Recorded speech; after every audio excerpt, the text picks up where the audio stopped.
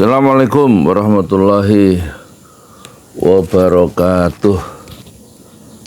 Alhamdulillah wassalatu wassalamu ala rasulillah. Saya Yudi Pramuko, tukang donat dari Parung YouTuber tertua di semesta. Saya masih membahas Deddy Mulyadi dan Prabowo ya. Deddy Mulyadi dan Prabowo. Deddy Mulyadi, dua isunya kan yang muncul di tengah masyarakat. Dia akan karena permusuhannya ya dengan Habib Rizik, dia akan berakhir pada pembebasan atau penggusuran pesantren Agro Kultural di Megamendung yang dibina oleh Habib Rizik, yang berdiri di atas tanah bukan 30.000 hektar ya, tapi 30 hektar. Saya salah waktu di video berikut sebelumnya ya, mohon maaf itu. Ada yang mengoreksi. Terima kasih buat yang koreksi, moga-moga Allah memberikan pahala kepada antum ya. Ini kalau 30.000 hektar 30 hektar itu enggak sebanding ya dengan HGU yang dikelola oleh Prabowo yang 500.000 hektar, setengah juta hektar. Itu kalau di berapa persennya itu, bukan persen ya, saya hitung itu. Jadi kalau dihitung perbandingannya itu berapa, 30 hektar dibagi 50.000 hektarnya Prabowo, itu berarti 3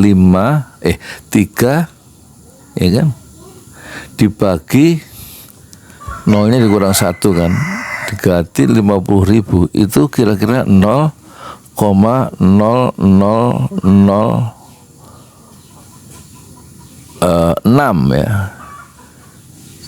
Jadi bukan persen tapi sudah hanya 6/10 mil ya, jauh dari 1%. hanya 30.000 ya. Sementara isu yang berikutnya kan adalah makan siang gratis ya, makan siang bergizi. Itu akan menjadi program terbesar dalam sejarah peradaban dunia, kata Prabowo, kira-kira gitu ya, karena akan menjangkau 80,2 juta anak tahun ini. Tapi di situ persoalannya ya, nggak ada yang bantu Prabowo itu, nggak ada yang bantu, menteri-menterinya nggak ada yang mengeluarkan uang untuk itu. Kita bahas dulu ya soal Prabowo sebelum ke Deddy Mulyadi yang katanya melarang ceramah Habib-Habib di Jawa Barat ya, katanya merusak masyarakat. Tapi sebelumnya yang paling penting itu saya mengimbau ya penonton untuk, saya lagi cari uang untuk membangun Masjid 6 Syuhada, kurang 200 juta lagi ya. Su'ila Rasulullah sallallahu alaihi wasallam, ayyus shadaqah afdal. Rasulullah sallallahu alaihi wasallam ditanya, apa sedekah yang paling utama, yang paling afdal? Afdal menurut ulama itu yang paling banyak pahalanya, yaitu shadaqatun fi Ramadan, sedekah di bulan Ramadan ya. Dan masjid ini sudah diresmikan lantai pertamanya bulan Mei 2023. Sekarang lantai kedua sudah menghabiskan dana di atas tanah wakaf sedikit ya, hanya 120 meter dari wakaf dari Bapak Haji Paramaarta di Bogor. Itu sudah menghabiskan dana 800 juta dari 200 donatur di 5 benua selama 3,5 tahun sejak dibangun 2 Agustus 2021 zaman Covid dengan modal awal 750.000 rupiah. Belum kelar, silakan ditransfer, hanya 200 juta. Ini pekerjaan besar membangun masjid itu, karena jaminannya adalah surga. Rasulullah bersabda, man bana masjidan lillah banallahu lahu fil jannah mithla. Siapa yang bangun masjid lillah, karena Allah, untuk Allah, maka Allah pasti membangunkan sebuah rumah di surga. Hadis riwayat Muslim. Amin amin ya rabbal alamin. Silakan transfer ya untuk membangun masjid. Infak antum semua, infak Anda, bapak, ibu, kakak, adik ke Bank Syariah Indonesia 1012 6567 81. Jazakumullah khairan katsiran. Nah sekarang sebelum ke Dedi kita ke Prabowo dulu. Prabowo bangga dengan program unggulannya, atau ini kalau karya itu karya masterpiece ya, yang akan dikenang dalam sejarah politik Indonesia modern. Banyak orang yang dikasih makan oleh Prabowo, dan ini cocoknya dengan Islam. Ya, apa cocoknya? Di dalam surat surah Al-Insan juz ke-29 itu Allah berfirman, ya, innama nud'imukum liwajhillah la nuridu minkum jazaa'a wala syukura. Kami ngasih makan kalian liwajhillah, untuk mencari keridhaan Allah. La nuridu minkum jazaa'a wala syukura. Dan kami memberikan makan ya kalian itu dengan program makan bergizi gratis itu, nggak ada terdetik di hati kami untuk mendapatkan jaza balasan wala syukur, apalagi hanya sekedar ucapan terima kasih. Tidak kami inginkan. Yang kami inginkan memberikan makan gratis ini, makan bergizi ini adalah liwajhillah, innama nud'imukum liwajhillah la nuridu minkum jaza wala syukur. Jadi Prabowo juga nggak usah mengharapkan mendapatkan pujian dari negara-negara lain tentang program ini, dan juga nggak usah merasa mengharapkan ingin dapat ucapan terima kasih dari rakyatnya sendiri kalau motivasinya, dan kita yakin dan percaya Prabowo motivasinya adalah lillah, liwajhillah. Kami mengasih makan kalian semua liwajhillah, untuk mencari keridhaan Allah. Insya Allah selamat dunia akhirat. Itu program yang luar biasa. Tetapi program begini nih, program dakwah seperti ini tidak didukung oleh orang-orang yang terdekatnya. Beda dengan Rasulullah ketika ada proyek dakwah untuk perang melawan kaum Romawi ke Tabuk, ekspedisi militer perang besar di Tabuk, itu Abu Bakar menyerahkan hartanya semuanya. Umar datang menyerahkan separuh hartanya. Umar kalah dengan Abu Bakar yang menyerahkan semua hartanya, dan Rasulullah kemudian menegur Abu Bakar, ya Abu Bakar, engkau berikan semua asetmu. Apa yang kamu berikan untuk keluargamu? Apa yang kamu tinggalkan untuk keluargamu? Apa jawab Abu Bakar? Aku tinggalkan Allah dan Rasulnya.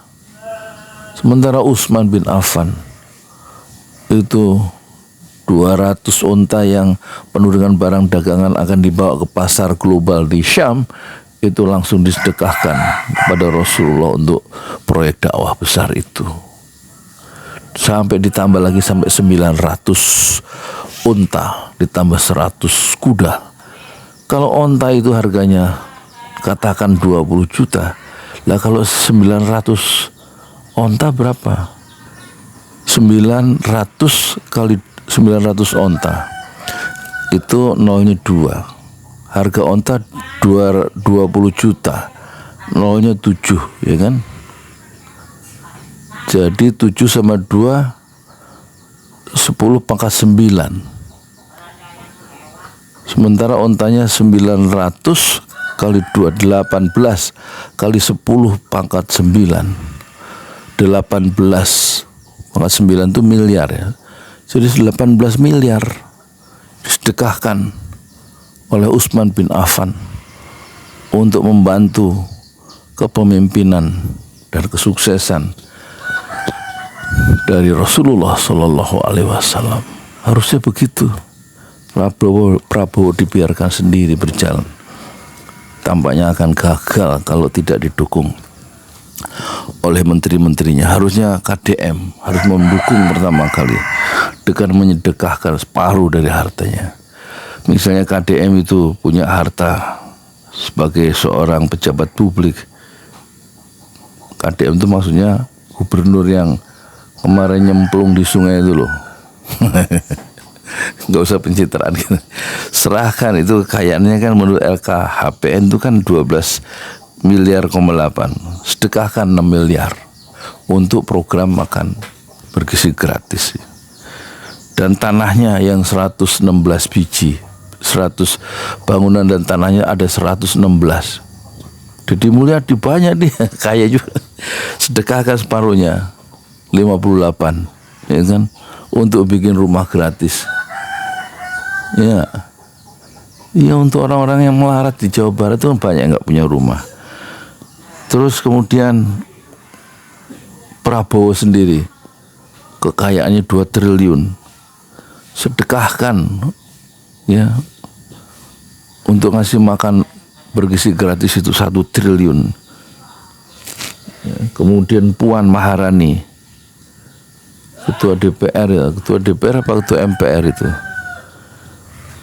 552 miliar kekayaannya. Sedekahkan 50%-nya, 250 miliar untuk mendukung program besar ini, makan siang bergizi. Dan tanahnya itu ada 93.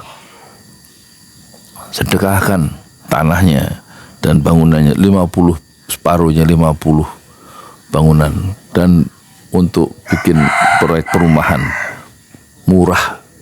Prabowo kan juga punya program perumahan murah. Tanahnya dari mana? Itu tanahnya harus sedekah dari orang-orang terdekatnya. Harus menteri-menterinya harus dipaksa gitu untuk sedekah. Jangan cuman Prabowo aja pusing sendiri, ya enggak. Terus Erick Thohir itu kekayaannya 2, triliun. Berikan 1 triliun ya, untuk program makan bergizi, dan ada tanahnya 34, berikan 17 bangunan dan tanahnya untuk program rumah murah ya. Anies Baswedan itu kekayaannya 11,7 miliar, berikan, sedekahkan separuhnya yaitu 6 miliar, dan tanahnya cuma 5, sedekahkan 3. Kalau Puan ada 93, Erick ada 34, Anies cuma 5, sedekahkan 3. Itu baru itu apa? Oh, mantap kita punya negeri kan. Khofifah kekayaannya, Khofifah Indar Parawansa, gubernur siapa itu? Gubernur Jawa Timur ya. Itu 26 miliar. Sedekahkan 13 miliar untuk mendukung Prabowo untuk memperbaiki negeri ini, gitu. Kalau serius nggak bisa, kalau pejabatnya nggak murah hati. Sahabat-sahabat Rasulullah itu sedekahnya gila-gilaan, ya. Baru sukses itu dikenang dalam sejarah. Karena apa? Daya-daya infaknya, daya-daya sedekahnya luar biasa untuk satu proyek-proyek kemanusiaan yang sangat mulia, apalagi memberikan makan untuk jutaan warganya sendiri, sampai 82,5 juta anak yang disasar oleh Prabowo ya. Kemudian ada lagi yang Menteri Pertanian Pak Arman itu 1,1 triliun ya. Sedekahkan itu 500 miliar. Jadi harus disedekahkan ya. Harus berani dulu orang-orang terdekat Prabowo ya. Dibuktikan dengan penuh dengan keimanan untuk menyedekahkan harta mereka. Kalau Habib Rizik nggak usah disedekahkan karena dia nggak punya, nggak ada tercatat kekayaannya. Dia sudah cukup menderita, Habib Rizik Syihab ini. Ya, kita nanti dia sudah menyedekahkan segalanya untuk bangsa ini. Dia hartanya, jiwanya, muridnya, organisasinya dibubarkan oleh pemerintah Jokowi kan. Nah sekarang Jokowi kekayaannya ini luar biasa, 59,8 miliar, sedekahkan 50 miliar untuk mendukung program Prabowo. Jangan cuman ketemu buka puasa dikunjungi Prabowo di Solo, kemudian berkunjung ke istana. Sedekahkan, dikeluarkan uangnya ya, 50 miliar nih untuk negara, untuk bangsa gitu. Terus bangunannya ada 20 Jokowi. Ya. Berikan 10 untuk program pembuatan rumah murah. Ya. Jadi intinya seluruh kabinet itu ada yang juga kabinet yang perempuan itu yang kekayaannya 90 triliun yang menteri paling kaya itu juga harus ikut sedekah. Terus yang terakhir misalnya ada 11,2 kekayaan dari Sandiaga Uno yang dulu calon dari wakil presidennya Prabowo tahun 2019 ya. Itu coba dia separuhnya 6 triliun itu harus bukan 6 miliar, 6 triliun itu kekayaan Sandiaga Uno tuh. 11,2 triliun sedekahkan. Kalau Habib Rizik jangan dituntut sedekah uang ya. Pertahankan itu pesantrennya. Dia kan berjuang tulus ya dalam rangka amar ma'ruf nahi mungkar itu. Dia sudah mungkin satu-satunya aktivis Islam yang paling menderita, ulama yang paling menderita di Indonesia ini, dizalimi oleh penguasa. Dia 3,5 tahun diusir, diadakan percobaan pembunuhan yang ke-12 di Tol Cikampek, 6 anak buahnya atau muridnya, santrinya dibunuh ya. Disiksa dulu, dibunuh, ditembak dari jarak dekat dengan 19 peluru untuk anak-anak muda sepantaran Gibran dan sepantaran Kaisang. Gimana kalau Kaisang yang dibunuh, Gibran yang dibunuh? Anda setuju nggak? Ini ada 6 orang dibunuh oleh negara, oleh Polda Metro Jaya, ya kan? Saat itu Kapoldanya kalau nggak salah Fadil Imran ya, dan Kodam 5 Jayanya itu Dudung Abdurrahman. Nggak ada kecaman dari kepala negara terhadap pembunuhan di luar proses hukum itu. Itu belum sebulan ya, setelah datang ke Indonesia 3 tahun 7 bulan diasingkan, nggak bisa pulang. Dan itu memang risiko dakwah. Kemudian 7 Desember santrinya diburu. Habib Rizik coba untuk dibunuh, dikawal oleh 6 orang anak santrinya itu, dibunuh santrinya 6. Itu penderitaan Habib Rizik luar biasa, diasingkan, nggak bisa pulang ya 3 tahun lebih. Kemudian 5 hari setelah santri-santri itu dibunuh, dia ditangkap di Borgol ya, masih oleh polisi. Kemudian dia 17 hari kemudian ya, tanggal 17 hari kemudian dia di Borgol itu tanggal 13 Desember ya. Sementara pembunuhan 6 syuhada itu, rencana pembunuhan Habib Rizik itu tanggal kilometer 50 itu tanggal 7 Desember ya, malam. Dan kemudian dia divonis ya. Setelah ditangkap itu 6 bulan kemudian divonis pada tanggal 24 Juni 2021. Vonisnya nggak kira-kira 4 tahun 8 bulan hanya untuk masalah informasi kesehatan di rumah sakit Umi di Bogor itu.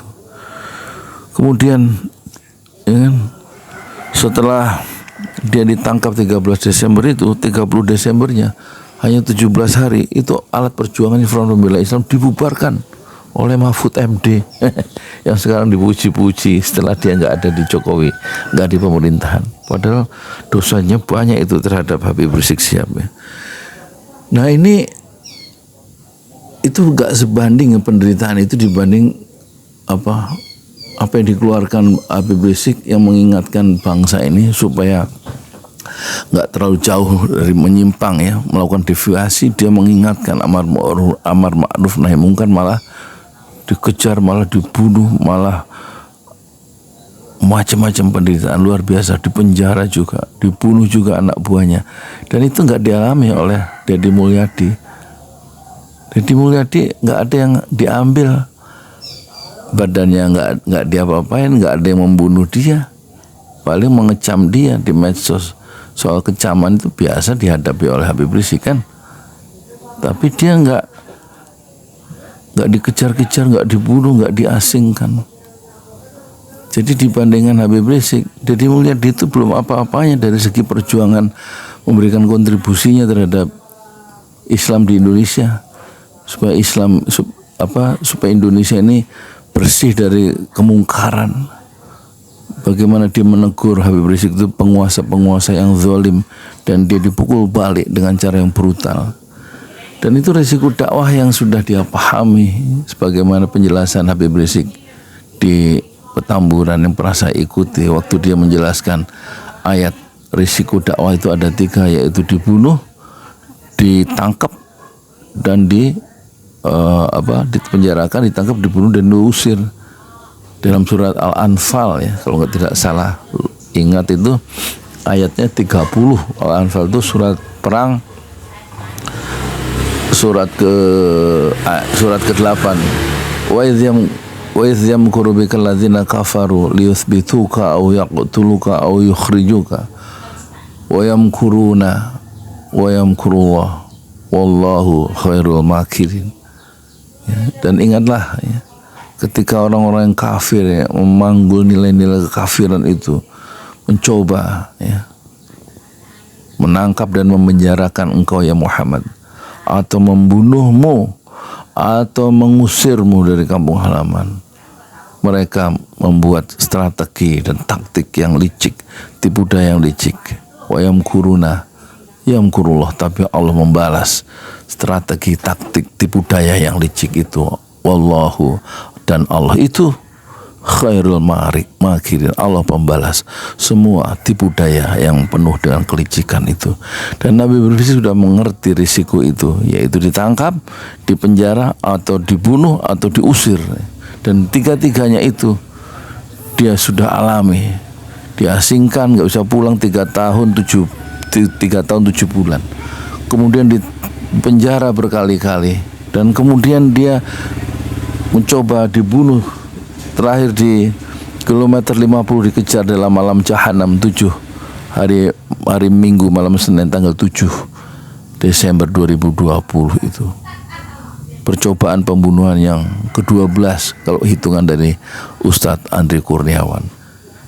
Jadi jangan lagi Habib Rizik itu disakiti dengan usaha untuk menggusur pesantren agrokultural di Megamendung di atas tanah 30 hektar yang dia beli dari penggarap petani-petani di situ.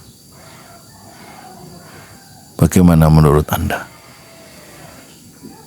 Jadi derita Deddy Mulyadi itu masih seujung kuku dibanding derita Habib Rizik Syihab yang berjuang selama 25 tahun melalui alat perjuangannya Front Pembela Islam untuk kebaikan bangsa ini, supaya penguasa menegakkan keadilan untuk rakyatnya sendiri, dan jangan ada maling-maling korupsi di negerinya sendiri, yaitu Indonesia.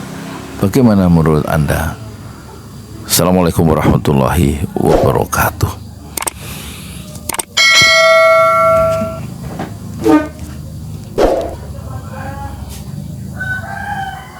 Di jalan Allah. Ini Masjid Enam Syuhada lagi dikunjungi sama Ketua Hilmi. Modal awalnya berapa Pak Yudi Pramuko? 750.000 rupiah aja. Jadi ini 500 jutaan nih barang. Sekarang udah habis 310. Masya Allah, tuh udah pakai keramik, plafon granit tuh kayak marmer tuh. Masya Allah nih, sampai juga kita ke sini. Masjid Enam Syuhada, ngapa namanya Masjid Enam Syuhada Ya, Pak Yudi? kita mau mendokumentasikan perjuangan dakwahan nama anak muda pengawal Habib Rizik Syihab itu. Masya Allah. Yang dibunuh sama orang jahat di kilometer 50. Kilometer 50 ya. Itu kan simbol memperjuangkan dakwah itu kita harus memberikan segalanya untuk Islam kan ya. Untuk Masya dakwah Islam. Allah. Dan nama anak muda itulah yang sudah memberikan segalanya untuk Islam. Masya Allah. Apa nanti nama pemuda itu ada juga di sini mungkin diterangkan? mungkin 6 aja, 6 syuhada. 6 aja. syuhada itu, Iya. 6 syuhada dipasang di sini, 6 syuhada. Bipali, apa yang dikomentarin dari ini semua, Bipali? Masya Allah, luar biasa. Dari uang 700.000, kalau pengen ternyata bisa. Bisa. Allah kirim. Tuh, bisa. Ya, dengan masuk satu gang kecil, tapi Bapak ini luar biasa. Kecil tuh. Oh, Masya Allah ya. Satu call aja. Masya Allah, perjuangan Pak Yudi Pramuko, YouTuber sejagat paling tua. Tertua di semesta. Tertua di semesta. Masya Allah. Tukang donat. Tukang donat. Tukang donat dari Paru. Ini saya laporkan dari lapangan ini, langsung dari Masjid Anam Syuhada. Masya Allah. Dan ini dia. Dalam kelihatan. Tuh, lihat tuh masjidnya. Tuh imamnya di situ tuh. Malam-malam lagi kita. Masya Allah. Masih kurang nih.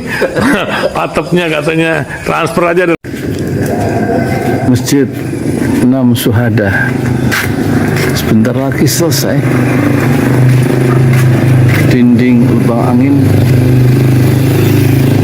sebagian sudah terpasang, lantai 2 dan kemudian plafon termasuk lantai bukan keramik, granit 150 dus bersama tiang-tiang yang ada 16 setinggi 4,5 meter. Kemudian finishing terakhir adalah tangga menjebol atap ya, lantai pertama untuk masuk ke lantai 2. Inilah Masjid Anam Syuhada. 2,5 tahun lalu dimulai pada 2 Agustus hari Senin 2021. Tinggal sedikit lagi insya Allah, dan lantainya dari keramik, bukan keramik, granit sudah diresmikan lantai pertama. Nanti lantai kedua lewat sini tangganya jebol untuk masuk ke lantai 2. Inilah Masjid Anam Syuhada yang sangat megah karena dari bahan-bahan pilihan, kualitas nomor 1.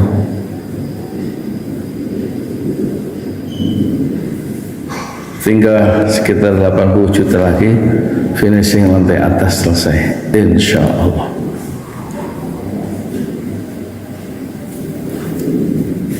Ya, inilah Masjid Anam Syuhada